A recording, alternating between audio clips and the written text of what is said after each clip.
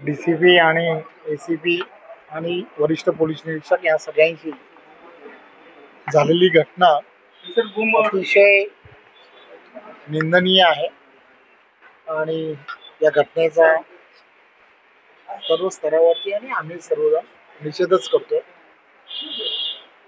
या सगळ्या गोष्टीची पूर्ण पोलीस यंत्रणेने सखोल चौकशी करावी आणि त्याचबरोबर जो आरोपी आहे त्या आरोपीला लवकरात लवकर अटक करावी असं ऑलरेडी आम्ही त्यांना सांगितलं। ही घटना आणि ही घटना कशामुळे झाली याचा सुद्धा कुठेतरी मागोवा घेणं हे पण फार गरजेचं आहे। मला वाटतं त्यांच्या सांगण्याप्रमाणे ज्या ठिकाणी ती घटना घडली त्या ठिकाणचे सर्व फुटेज हे ऑलरेडी त्यांच्याकडे आलेले आहेत। त्यामुळे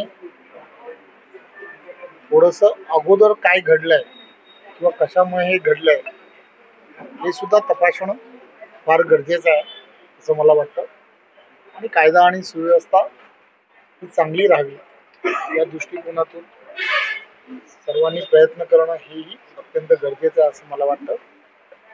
जो कोणी ज्यांनी या घटनेमध्ये जो मुलगा आपल्याला दिसतोय त्याला त्वरित अटक कशी होईल ते आपण पहा असं आम्ही ऑलरेडी त्यांना सांगितलं।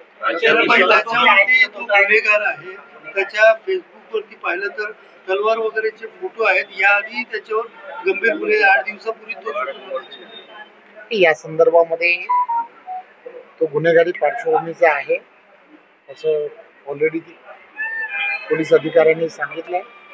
त्यामुळे तो पूर्वी कुठेतरी उल्हासनगरमध्ये राहत होता, आता नव्याने या भागांमध्ये राहायला आलेला आहे।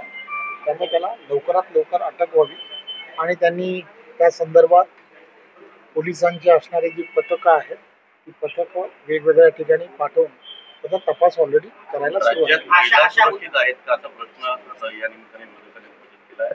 वारंवार घटना घडतायत आणि अशा घटनांमध्ये आरोपी देखील लवकर सापडत नाही। ही दोन गोष्ट फार महत्वाची आहे की आपण पाहिलं असेल की सर्व ठिकाणी मोठ्या प्रमाणामध्ये सर्व्हलन्स ज्याला म्हणतो आपण कॅमेरेज लागलेले असल्यामुळे या सगळ्या गुन्हेगारी करणाऱ्या प्रवृत्ती ज्या आहेत त्या प्रवृत्ती या कॅमेऱ्याच्या मध्ये येत आहेत। त्यामुळे एक पोलीस यंत्रणेला सुद्धा तपास करण्यासाठी अतिशय सोपं झालं। या संदर्भामध्ये पोलीस आणि पोलिसांमध्ये असणारी जी पूर्णच्या पूर्ण यंत्रणा आहे, मी जसं म्हटलं की पूर्ण झालेली घटना जी आहे त्या घटनेचा पूर्णच्या पूर्ण तपास करून अत्यंत कडक कारवाई करावी असं ऑलरेडी आपण दादा या घटनेनुसार मराठी माणूस सुखी नाही का? कल्याण डोंबिवलीमध्ये कुठेतरी मनसेनी विरोधकांनी जो आवाज उठवलेला आहे त्या पद्धतीने मराठी माणूस सुरक्षित नाही का कल्याण डोंबिवलीमध्ये? एक गोष्ट लक्षात काय घेतली पाहिजे की या प्रत्येक गोष्टीमध्ये राजकारण करणं हे कधीही योग्य नाही।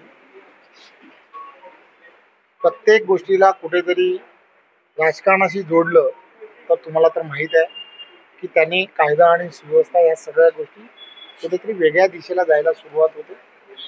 सर्व भाषिक सर्व जाती धर्मातील मंडळी महाराष्ट्रामध्ये अतिशय चांगल्या गुण्यागोविंदाने राहतात। एखादी घटना जी असते ती घटनेमुळे कुठेतरी असा विषय करणं हे योग्य नाही असं मला वाटतं। धन्यवाद। 24 तास